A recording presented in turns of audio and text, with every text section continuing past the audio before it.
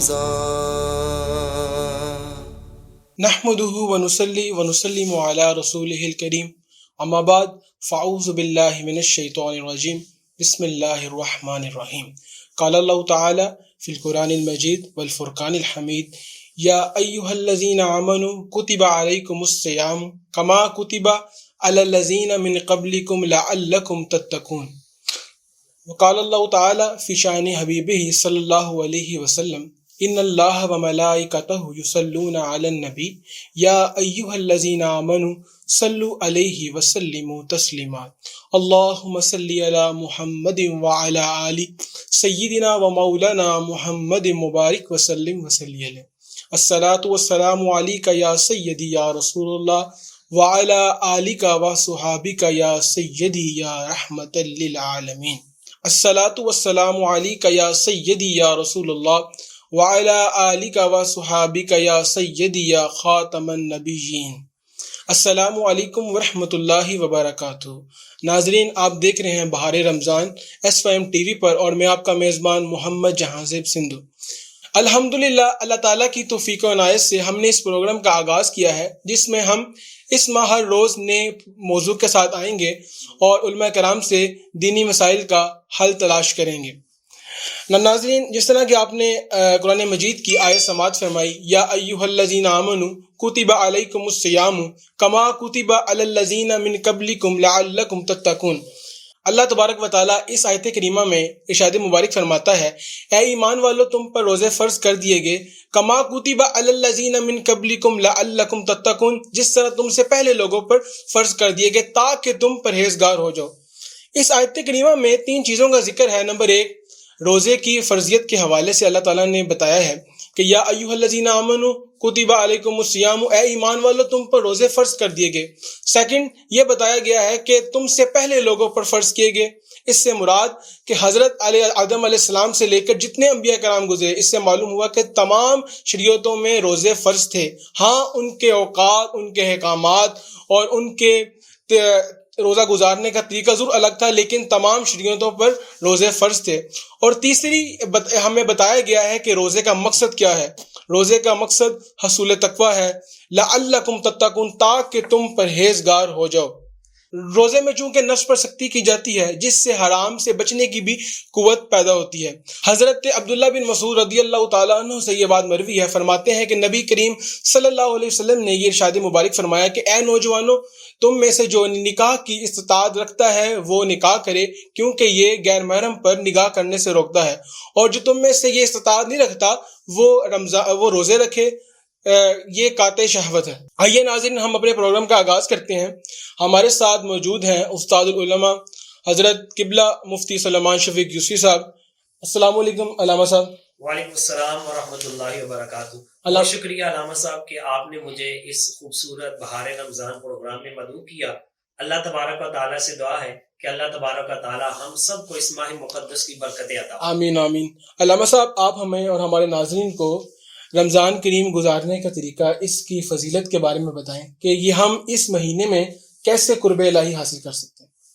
جی علامہ صاحب، رمضان المبارک اور ان کے روزوں کی اہمیت کا اندازہ اس بات سے لگایا جا سکتا ہے کہ اللہ تبارک و تعالیٰ نے قرآن مجید برہان رشید میں مختلف طریقوں سے رمضان المبارک کے روزوں کا ذکر فرمایا۔ ایک تو آیت مقدسہ جو آپ نے ابھی ابتدا میں تلاوت کی، اللہ تبارک و تعالیٰ ارشاد فرماتا ہے یا ایھا الذین آمنوا کتب علیکم الصیام، اے ایمان والو تم پر روزے فرض کیے گئے، کما کتب علی الذین من قبلکم، جس طرح تم سے پہلے لوگوں پر فرض کیے گئے تھے، لعلکم تتقون، تاکہ تم پرہیزگار ہو۔ تو اس کے اندر آیت مقدسہ میں اللہ تعالیٰ نے 3 باتیں بیان فرمائی۔ ایک، اس امت محمدی علیہ السلام پر روزے کی فرضیت، نمبر 2، پہلی شریعتوں میں روزے کی فرضیت، اور نمبر 3، روزے کا مقصد۔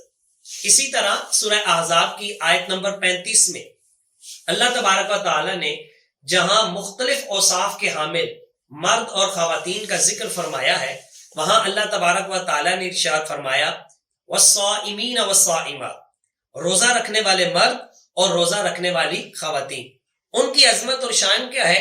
اللہ تبارک و تعالیٰ اسی آیت مقدسہ کے آخر میں ارشاد فرماتا ہے اعد اللہ لہم مغفرۃ واجرا عظیما، کہ اللہ تبارک و تعالیٰ نے ان کے لیے مغفرت اور اجر عظیم تیار کر رکھا ہے۔ سبحان اللہ، سبحان اللہ۔ اسی طرح اللہ تبارک و تعالیٰ نے قرآن مجید برہان رشید میں جہاں اہل جنت کا ذکر فرمایا ہے، جہاں ان لوگوں کا تذکرہ فرمایا کہ جن کو نامہ اعمال حشر والے دن دائیں ہاتھ میں دیا جائے گا، اللہ اور یہ وہ خوش نصیب لوگ ہوں گے کہ جن کا نامہ اعمال دائیں ہاتھ میں ہوگا، ان کے حساب میں آسانی ہوگی۔ اللہ تبارک و تعالیٰ ان خوش نصیبوں کے بارے میں ارشاد فرماتا ہے فَهُوَ فِي عِيشَةٍ رَاضِيَةٍ، وہ لوگ من پسند زندگی میں ہوں گے، فی جنت عالیہ، اور وہ بلند اور اونچی جنتوں میں ہوں گے، قطوفها دانیہ، جس کے گچھے جھکے ہوئے ہوں گے، اور اس وقت ان سے فرمایا جائے گا جنت کے اندر کلوا واشربوا ہنیئا بما اسلفتم فی الایام الخالیہ، کھاؤ اور خوشی سے پیو اس وجہ سے کہ جو تم نے دنیا میں روزے رکھے تھے۔ حضرت وکی رضی اللہ تعالیٰ عنہ آپ ارشاد فرماتے ہیں کہ ایام خالیہ ان دنوں کو کہا جاتا ہے کہ جن دنوں میں بندہ مومن دنیا میں روزے رکھتا تھا، لہٰذا جنت میں فرشتے ان سے کہیں گے کہ وہ جو دنیا میں تم نے روزے رکھے اور جو بھوک اور پیاس برداشت کی تھوڑے سے وقت کے لیے، اللہ تبارک و تعالی ان ایام خالیہ، ان روزوں کی برکت سے تمہیں جنت کی دائمی نعمتیں عطا فرماتا ہے۔ سبحان اللہ، سبحان اللہ۔ اسی طرح نبی پاک علیہ الصلوۃ والسلام آپ ارشاد فرماتے ہیں کہ اگر بندہ مومن کو پتہ چل جائے کہ رمضان المبارک میں کیا ہے، یعنی اللہ تعالیٰ نے اس میں کتنی برکتیں رکھی، کتنی رحمتیں رکھی ہیں، اللہ تعالیٰ بے حد و بے حساب کس طرح بخششیں عطا فرماتا ہے، تو بندہ مومن یہ تمنا کرے کاش پورا سال رمضان ہی رہے۔ سبحان اللہ، سبحان اللہ۔ اسی طرح حدیث قدسی ہے، نبی پاک صلی اللہ علیہ وآلہ وسلم ارشاد فرماتے ہیں کہ اللہ تبارک و تعالیٰ یہ ارشاد فرماتا ہے الصوم لی وانا اجزی بہ، روزہ میرے لیے ہے اور میں خود اس کی جزا دوں گا۔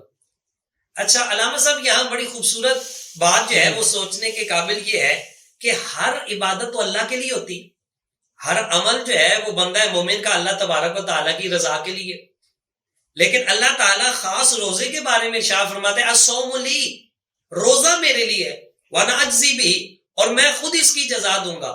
تو فقہاء کرام علیہم الرضوان وہ بیان فرماتے ہیں اس کی ایک وجہ یہ ہے کہ ہر عبادت میں ریاکاری ہو سکتی ہے۔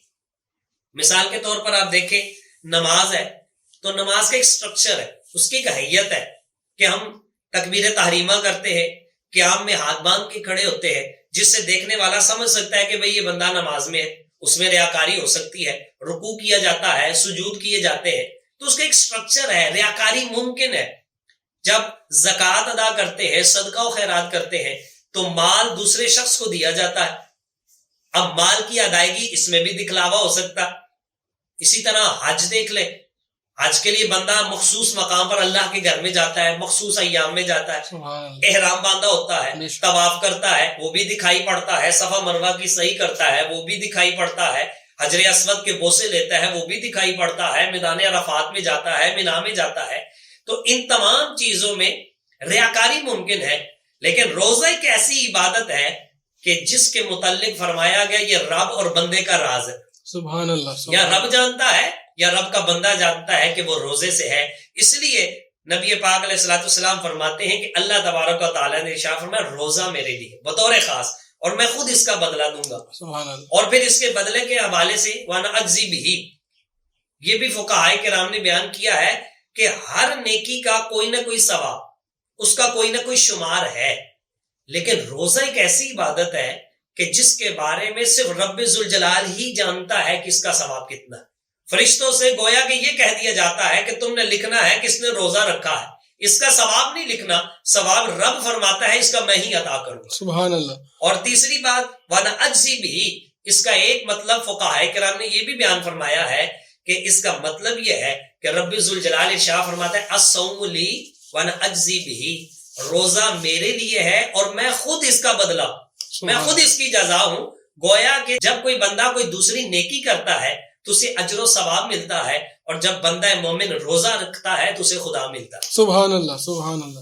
آپ کی بات سے حضرت ابو ہریرہ سے روایت ہے کہ نبی کریم صلی اللہ علیہ وسلم نے فرمایا کہ جنت کے 8 دروازے ہیں اور ایک کا نام بابو صدقہ، بابو نماز، بابو صلات، اور ایک بابو ریان. اور روزے دار کی کیا شان ہے کہ وہ بابو ریان سے اس کو پکارا جائے گا. سبحان اللہ، کہ اسے جنت کے دروازے سے پکارا جائے گا، بابو ریان سے. بابو ریان سے. علامہ صاحب، حضرت ابو ہریرہ رضی اللہ تعالیٰ عنہ سے روایت ہے کہ نبی کریم صلی اللہ علیہ وسلم نے ارشاد مبارک فرمایا کہ جب رمضان کا مہینہ کی پہلی رات آتی ہے تو شیاطین اور جنات کو قید کر لیا جاتا ہے. لیکن ہم دیکھتے ہیں کہ رمضان کے مہینے میں باوجود کہ شیاطین قید ہیں اور جنات قید ہیں تو گناہ سرزد ہوتے ہیں. تو یہ کیا معاملہ ہے، ذرا آپ ہمیں رہنمائی فرمائیں ہماری. جی جازر بھائی، اس کے بارے میں فقہائے کرام نے مختلف جوابات ارشاد فرمائے ہیں. ان میں سے ایک تو یہ ہے کہ نبی پاک صلی اللہ علیہ وآلہ وسلم نے یہ بھی ارشاد فرمایا کہ جب رمضان المبارک کا مہینہ شروع ہوتا ہے تو بڑے بڑے اور سرکش شیاطین کو قید کر لیا جاتا ہے، جبکہ چھوٹے اور دوسرے جو شیاطین ہیں، جبکہ چھوٹے اور عام شیاطین جو ہے وہ کھلے پھرتے رہتے ہیں. تو چونکہ بڑے شیاطین صرف قید کیے جاتے ہیں، عام اور چھوٹے شیاطین پھرتے رہتے ہیں اور وہ لوگوں کو گناہوں کی طرف راغب کرتے ہیں، جس کی وجہ سے انسان جو ہے وہ گناہوں میں مبتلا ہو جاتا ہے. دوسرا اس کا جواب بعض فقہائے کرام نے یہ ارشاد فرمایا ہے کہ شیطان دو طرح کے، ایک خارجی شیطان ہے اور ایک داخلی شیطان، اور ایک داخلی شیطان ہے جسے اردو میں حمزات کہا جاتا ہے.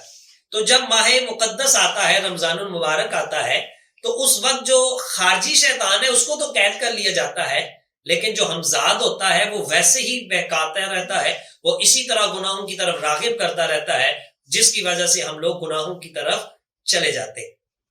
اور ایک اس کا جواب فقہائے کرام یوں ارشاد فرماتے ہیں کہ 11 ماہ شیطان مسلسل ہمیں بہکاتا رہتا ہے، اور جب ہم اس کے پیچھے لگ جاتے ہیں تو گناہوں کی عادت سی ہو جاتی ہے، اور پھر جب ایک ماہ وہ غیر حاضر رہتا ہے تو اس سے بھی کوئی فرق نہیں پڑتا، انسان اسی ڈگر پر چلتا رہتا ہے. اللہ اکبر. اور یہ بھی کہا جائے نا، جیسے ایک پنکھا ہے، جب وہ چل رہا ہوتا ہے اپنی پوری سپیڈ کے ساتھ، تو جب اس کا سوئچ آف بھی کر دیا جاتا ہے تو وہ ایک دم نہیں رکتا، وہ آہستہ آہستہ جو ہے وہ اپنی سپیڈ کو چھوڑتا ہے اور پھر رکتا ہے. یہی حال ہمارا ہے کہ سارا سال گناہوں میں لگے رہنے کی وجہ سے وہ ہم گھومتے رہتے ہیں، اور جب ایک ماہ وہ قید کر لیا جاتا ہے لیکن اس کا اثر باقی رہتا ہے، جس کی وجہ سے ہم سے گناہ سرزد ہو جاتے ہیں. علامہ صاحب، ابھی ہمیں اور ہمارے ناظرین کی رہنمائی فرمائیں کہ اگر کوئی شخص بغیر عذر کے روزہ چھوڑے تو اس کے لیے کیا حکم ہے؟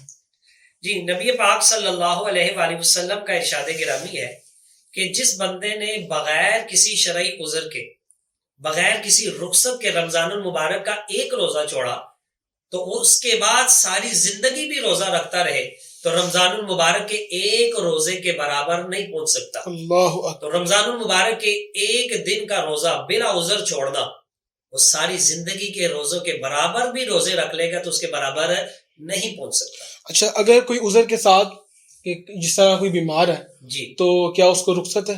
جی، اس کے بارے میں نبی پاک علیہ الصلوۃ والسلام نے قرآن مجید برہان رشید میں ہی ارشاد فرمایا ایام معدودہ، کہ یہ رمضان المبارک کے جو دن ہے یہ گنتی کے ہیں، یعنی کبھی 29 کبھی 30. فمن کان منکم مریضا او علی سفر فعدۃ من ایام اخر. اللہ تبارک و تعالی ارشاد فرماتا ہے جو کوئی تم میں سے بیمار ہو یا سفر میں ہو تو وہ یہ گنتی دوسرے دنوں میں پوری کر لے. مراد کیا ہے کہ اگر کسی عذر کی وجہ سے، بیماری کی وجہ سے وہ روزہ نہیں رکھ سکا تو جب رمضان المبارک گزر جائے تو پھر کسی دن جو ہے وہ روزے کی قضا کر لے، اس کے روزے کی قضا ادا ہو جائے گی. ماشاء اللہ. علامہ صاحب، آپ ہمیں یہ بتائیں کہ فجر کی اذان کے وقت لوگ کھاتے پیتے رہتے ہیں، اور ہمیں کہا گیا ہے کہ اگر اذان کے دوران کھا پی لیا جائے تو کوئی حرج نہیں، تو کیا یہ درست ہے؟ اگر درست نہیں تو اس کے وضاحت فرمائیں صاحب. جی جازر بھائی، اس بارے میں بعض لوگ حدیث شریف کا حوالہ پیش کرتے ہیں کہ نبی پاک علیہ الصلوۃ والسلام نے ارشاد فرمایا کہ جب اذان ہو جائے تو جس کے ہاتھ میں برتن ہو وہ رکھے نہ بلکہ اپنی حاجت پوری کر لے.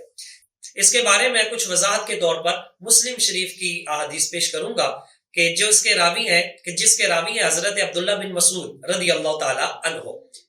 آپ ارشاد فرماتے ہیں کہ نبی پاک علیہ الصلوۃ والسلام نے ارشاد فرمایا تم میں سے کوئی شخص بلال کی اذان کے سبب سحری کھانے سے نہ رکے، اس لیے کہ وہ اذان اس وجہ سے دیتے ہیں تاکہ جو لوگ نماز میں مشغول ہیں وہ سحری کی طرف آ جائے، کھانے کے لیے چلا جائے، اور جو سویا ہوا شخص ہے وہ بیدار ہو جائے اور وہ اپنی سحری کا اہتمام کر سکے، کیونکہ وہ صبح نہیں ہے. سبحان اللہ. اسی طرح دوسری روایت مسلم شریف میں موجود ہے، نبی پاک علیہ الصلوۃ والسلام آپ ارشاد فرماتے ہیں کہ بلال رات کو ہی اذان دے دیتے، لہٰذا تم عبداللہ ابن ام مکتوم رضی اللہ تعالی عنہ کی اذان کے وقت تک کھاتے پیتے رہو. اس کا مطلب یہ ہے کہ نبی پاک علیہ الصلوۃ والسلام کے نورانی مقدس دور مبارک کے اندر دو اذانیں ہوتی تھی، ایک حضرت بلال رضی اللہ تعالیٰ عنہ دیا کرتے تھے اور دوسری حضرت عبداللہ ابن ام مکتوم رضی اللہ تعالیٰ عنہ. حضرت بلال رضی اللہ تعالیٰ عنہ جب اذان دیتے تھے تو وہ سحری کے وقت میں دیتے تھے، اور حضرت عبداللہ ابن ام مکتوم اس وقت اذان دیتے تھے جب سحری کا وقت ختم ہو جاتا تھا اور فجر کا وقت شروع ہو جاتا تھا. تو چونکہ ہمارے دور میں صرف ایک ہی اذان دی جاتی اور یہ اذان بھی اس وقت ہوتی ہے جب سحری کا وقت ختم ہو جاتا ہے اور فجر کا وقت شروع ہو جاتا ہے، لہٰذا آج کل اگر کوئی سحری کے بعد اذان فجر پر کھاتا پیتا رہے گا تو چونکہ سحری کا وقت ختم ہو چکا ہے، اس نے فجر کے وقت میں کھایا پیا ہے تو اس کا روزہ نہیں ہوگا، لہٰذا اذان فجر سے پہلے پہلے کھانا پینا چھوڑ دینا چاہیے. علامہ صاحب آپ یہ بتائیں کہ اگر کوئی شخص بغیر سحری کے روزہ رکھتا ہے تو کیا اس کا روزہ ہو جائے گا؟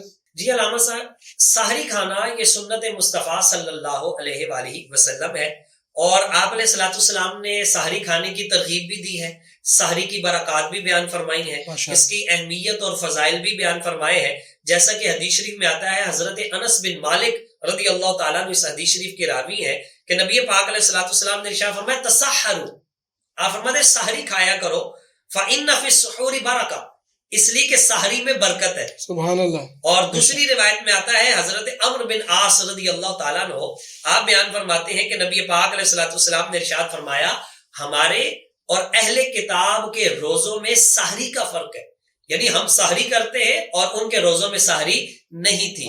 تو اس لیے یہ سحری کرنا یہ نبی پاک علیہ الصلوۃ والسلام کی سنت مبارکہ ہے، لہٰذا اگر کوئی سحری نہیں کرتا تو خلاف سنت ہے، لیکن اس کے باوجود اس کا روزہ ہو جائے گا کیونکہ سحری روزے کے درست ہونے کے لیے شرائط میں شامل نہیں ہے. ماشاء اللہ. علامہ صاحب ہمیں یہ بتائیں آپ کہ روزے کی حالت میں سرما اور ڈراپس ڈالنے کا کیا حکم ہے؟ جی علامہ صاحب، روزے کی حالت میں سرما لگانے کی اجازت تو خود نبی پاک علیہ الصلوۃ والسلام سے ثابت ہے، جیسے کہ حدیث شریف میں آتا ہے حضرت انس رضی اللہ تعالیٰ عنہ بیان فرماتے ہیں کہ نبی پاک علیہ الصلوۃ والسلام کی بارگاہ میں ایک شخص حاضر ہوا اور اس نے عرض کیا یا رسول اللہ صلی اللہ علیہ وسلم میری آنکھ میں مرض ہے تو کیا میں روزے کی حالت میں سرما لگا سکتا ہوں؟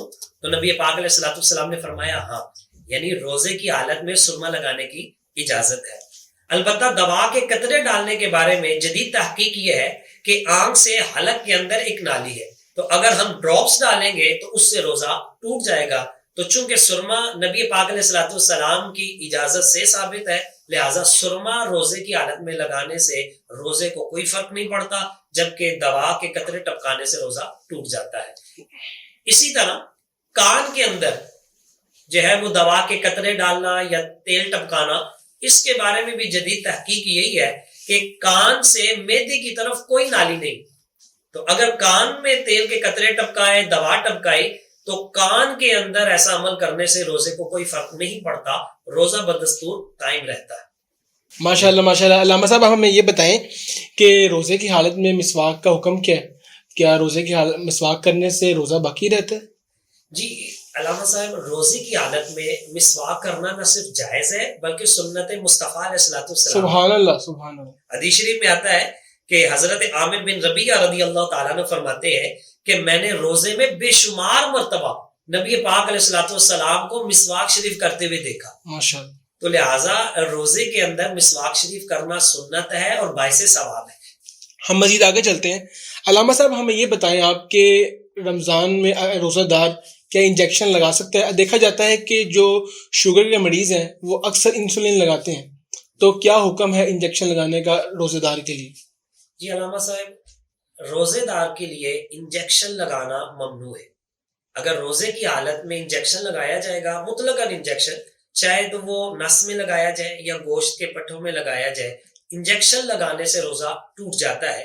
اور اس کی وجہ یہ ہے کہ صحیح بخاری شریف اور دیگر احادیث میں فساد صوم یعنی روزہ ٹوٹنے کا جو اصل الاصول نبی پاک علیہ الصلوۃ والسلام سے صلی منقول اللہ ہے علیہ وسلم۔ وہ یہ ہے کہ روزہ بدن میں کسی چیز کے داخل ہونے سے ٹوٹتا ہے، تو چونکہ انجیکشن کے ذریعے بھی دوا مریض کے جسم میں داخل کی جاتی ہے، لہٰذا اس صورت میں بھی روزہ ٹوٹ جاتا ہے، اور اس میں یہ کوئی تخصیص نہیں ہے کہ وین میں لگائیں گے تو ٹوٹے گا، گوشت میں لگائیں گے تو نہیں ٹوٹے گا، مطلقاً انجیکشن لگانے سے روزہ ٹوٹ جاتا ہے۔ یعنی کہ روزے دار جو اگر شوگر کا مریض ہے تو وہ انسولین نہیں لگا سکتا اگر اس نے روزہ رکھنا ہے؟ جی، اگر وہ ایسا مریض ہے کہ انسولین کے بغیر وہ اپنا روزہ مکمل نہیں کر سکتا تو شرعی نقطۂ نظر سے وہ شخص معذور ہے، ایسے شخص کو روزہ چھوڑنے کی اجازت ہے۔ اگر وہ دوسرے ایام میں جس طرح سردیوں کے دن چھوٹے ہوتے، اگر ان دنوں میں اگر وہ اپنا روزہ پورا کر سکتا ہے تو ان دنوں میں گرمیوں کے اندر جب دن طویل ہوتے ہیں اس کو روزہ چھوڑنے کی اجازت ہے، پھر ان دنوں میں اپنے روزے کی قضا کر دے۔ لیکن اگر وہ ایسا شخص ہے کہ پورا دن، پورا سال کسی وقت بھی وہ انسولین کے بغیر پورا دن نہیں گزار سکتا تو ایسا شخص شریعت کے لحاظ سے معذور ہے، اسے روزہ چھوڑنے کی اجازت ہے، وہ اپنے روزوں کے لیے فدیہ ادا کرے گا۔ اچھا علامہ صاحب یہ بتائیں کہ فدیہ کسے کہتے ہیں، اور روزے دار جو اگر مریض ہو اور روزہ چھوڑے وہ کتنا فدیہ دے گا؟ جی، اس کے بارے میں اللہ تبارک و تعالیٰ نے قرآن مجید برہان رشید میں ارشاد فرمایا وَعَلَى الَّذِينَ يُطِيقُونَهُ فِدْيَةٌ طَعَامُ مِسْكِينٍ۔ اللہ تبارک و تعالیٰ ارشاد فرماتا ہے کہ وہ لوگ کہ جو روزہ رکھنے کی استطاعت نہیں رکھتے، وہ لوگ جو روزہ رکھنے کی طاقت نہیں رکھتے، اس سے مراد شیخ فانی بھی ہے کہ وہ بوڑھا شخص کہ جو اتنی کمزوری کی حالت کو چلا گیا ہے کہ جسے دوبارہ صحت اور طاقت کی امید نہیں، اور اس سے مراد وہ شخص بھی ہے کہ جو بیمار ہے اور اس کو ایسی بیماری لاحق ہے جو دائمی بیماری ہے کہ جس کے اندر وہ بغیر دوا کے، بغیر انجیکشن کے نہیں رہ سکتا، تو ایسے شخص کے لیے شریعت میں یہ حکم ہے کہ وہ اپنے روزوں کا فدیہ ادا کرے۔ اور فدیہ قرآن مجید برہان رشید میں رب ذوالجلال نے ایک مسکین کا کھانا بیان فرمایا ہے جو حدیث شریف کی روح سے 2 کلو گندم یا آٹا ایک دن کا فدیہ بنتا ہے۔ اچھا ماشاءاللہ، علامہ صاحب یہ بتائیں اگر روزے دار کو قے آ جائے تو کیا اس سے روزے پر کوئی اثر پڑتا ہے؟ کیا روزہ باقی رہتا ہے کہ روزہ ختم ہو جاتا ہے؟ جی علامہ صاحب، اس کے اندر 2 باتیں ہیں، ایک ہے قے آنا اور ایک ہے خود اپنے کسی عمل سے قے کرنا۔ حدیث شریف میں آتا ہے نبی پاک علیہ الصلوۃ والسلام نے ارشاد فرمایا کہ جس شخص پر قے نے غلبہ کیا اس پر قضا نہیں، اور جس شخص نے قصدن قے کی اس پر قضا ہے۔ تو اس کا مطلب یہ ہوا کہ اگر کوئی شخص جان بوجھ کر منہ بھر قے کرتا ہے تو اس کا روزہ ٹوٹ جاتا ہے اور اسے اس کی قضا رکھنی پڑے گی، اور اگر کسی شخص کو بلا اختیار قے آ گئی، چاہے وہ منہ بھر کر ہی کیوں نہ ہو، اس سے روزے پر کوئی فرق نہیں پڑتا اور اس کا روزہ برقرار رہتا ہے۔ ماشاءاللہ، علامہ صاحب آپ نے انجیکشن کے بارے میں بھی بتا دیا اور کیا حکم بھی بتا دیا۔ آپ یہ بتائیں کہ روزے میں انہیلر کا استعمال، اس کا کیا حکم ہے؟ کیا اس سے روزے پر کوئی اثر پڑتا ہے؟ انہیلر کے ذریعے کوئی گیس یا مادہ چیز کی بوندیں وہ اس کے سانس کے ذریعے اندر پہنچائی جاتی ہے، جس سے ان کے پھیپھڑوں کے لنگز کھل جاتے، پھر سانس لینا جو ہے وہ آسان ہو جاتا ہے۔ تو چونکہ اس کے اندر بھی دوا اندر جاتی ہے، دوا کے ذرات اندر جاتے ہیں، لہٰذا انہیلر کے استعمال سے بھی روزہ ٹوٹ جاتا ہے۔ اور میں نے پہلے بھی عرض کیا کہ روزہ جسم کے اندر کسی چیز کے داخل کرنے سے ٹوٹ جاتا ہے، تو اس کے اندر بھی وہی صورت پائی جاتی ہے، انہیلر کے استعمال سے روزہ ٹوٹ جائے گا۔ اچھا علامہ صاحب یہ بتائیں کہ روزے کے دوران چغلی اور غیبت کرنا کیسا ہے؟ اور اکثر دیکھا جاتا ہے کہ روزہ رکھا ہوا ہے اور چغلی کی جا رہی ہے، غیبت کی جا رہی ہے، گالم گلوچ کی جا رہی ہے اور بیہودہ باتیں بھی کی جا رہی ہیں، اور جب پوچھا جائے تو کہتے ہیں ہم ٹائم سپینڈ کر رہے ہیں۔ تو کیا اس سے روزے کی نورانیت پہ کوئی اثر پڑتا ہے؟ کیا اس سے روزہ مکمل ہو جاتا ہے یا روزے پر بھی کوئی اثر ہے؟ جی علامہ صاحب، جھوٹ، غیبت، چغلی، گالی گلوچ، کسی کو تکلیف دینا، یہ چیزیں تو ویسے بھی ناجائز اور حرام ہے، اور اس ماہ مقدس میں تو ان کی حرمت اور زیادہ شدت اختیار کر جاتی ہے۔ نبی پاک صلی اللہ علیہ وآلہ وسلم کا فرمان علی شان ہے کہ روزہ تو ڈھال ہے جب تک اسے پھاڑا نہ جائے۔ عرض کی کہ یا رسول اللہ صلی اللہ علیہ وسلم اس کو کون پھاڑ سکتا ہے اور کیسے پھاڑ سکتا ہے؟ تو نبی پاک علیہ الصلوۃ والسلام نے ارشاد فرمایا جھوٹ اور غیبت یہ ایک ایسے عمل ہیں کہ جس سے روزے کی نورانیت ختم ہو جاتی ہے۔ جس کے ارتکاب کرنے سے وہ بے پایا اجر و ثواب جس ماہ مقدس میں اللہ تبارک و تعالیٰ نے اپنے بندوں کو روزے کے بدلے میں ادا کرنا ہوتا ہے، انسان اس سے محروم ہو جاتا ہے۔ تو یہ اس قدر سنگین جرائم کا ارتکاب کرنے کے باوجود فقہی لحاظ سے روزہ فاسد نہیں ہوتا ہے، اس کے اندر کراہت آتی ہے، ناپسندیدگی آتی ہے، روزہ مکروہ ہو جاتا ہے، انسان روزے کی نورانیت سے محروم ہو جاتا ہے، لیکن روزہ فاسد نہیں ہوتا۔ ہمیں چاہیے کہ ہم جب اتنی محنت اور مشقت کرتے ہیں، نبی پاک علیہ الصلوۃ والسلام کا بھی فرمان عالی شان ہے کہ آپ ارشاد فرماتے ہیں بہت سارے روزے دار ایسے ہیں جنہیں بھوک اور پیاس کے سوا کچھ حاصل نہیں ہوتا۔ تو وہ یہی لوگ ہیں کہ جو روزے کے باوجود غیبت، چغلی، بہتان ترازی، گالی گلوچ کرنا، لڑائی جھگڑے کرنا۔ حدیث شریف میں آتا ہے نبی پاک علیہ الصلوۃ والسلام نے ارشاد فرمایا جب تم روزے کی حالت میں ہو اور کوئی تم سے لڑائی جھگڑا کرے تو تم آگے سے لڑو مت، بلکہ کہو میں تو روزہ دار ہوں، میرا تو روزہ ہے۔ تو یہ ایک ایسی چیزیں ہیں کہ جن سے بچ کر ہم بے پایا اجر و ثواب اللہ تبارک و تعالیٰ کی بارگاہ سے حاصل کر سکتے ہیں۔ اس لیے کوشش کرنی چاہیے کہ جب اتنا مقدس ماہ مقدس آیا ہے، اتنا عظیم ماہ مقدس آیا ہے جس کے لیے صحابہ کرام رضی اللہ عنہم پہلے سے دعائیں مانگا کرتے تھے اور جس کا رمضان کے آنے سے پہلے تمام کیا کرتے تھے، اس میں اللہ تبارک و تعالیٰ ہمیں بے پایا مغفرت اور اپنی رحمت عطا فرمائے۔ آمین۔ بہت شکریہ علامہ صاحب، آپ تشریف لائے، آپ نے ہمیں بہت ہی مفید معلومات دی۔ اچھا ناظرین، ہمارے پروگرام کا وقت ختم ہو جاتا ہے۔ اس سے پہلے میں صحابہ کرام کا انداز بتا دوں کہ ان کا معمول رمضان گزارنے کا کیسا تھا۔ صحابہ کرام کا معمول یہ تھا کہ جب شوال المعظم کا چاند دیکھتے تو قرآن کریم کی تلاوت کرتے، قرآن مجید پڑھتے اور اپنے مالوں سے زکوٰۃ نکالتے تاکہ غریب و مسکین اس مال سے آسودہ ہوں اور رمضان کریم کے روزے رکھیں۔ اللہ تعالیٰ ہمیں صحابہ کرام رضی اللہ تعالیٰ عنہم کے طریقے پر رمضان گزارنے کی توفیق عطا فرمائے اور ڈیروں برکتیں سمیٹنے کی توفیق عطا فرمائے۔ ناظرین، کل ملاقات ہوگی ایک نئے موضوع کے ساتھ۔ آپ دیکھتے رہیں SYM TV اور اپنے میزبان محمد جہاں سندھو کو اجازت دیں۔ السلام علیکم۔ بہار رمضان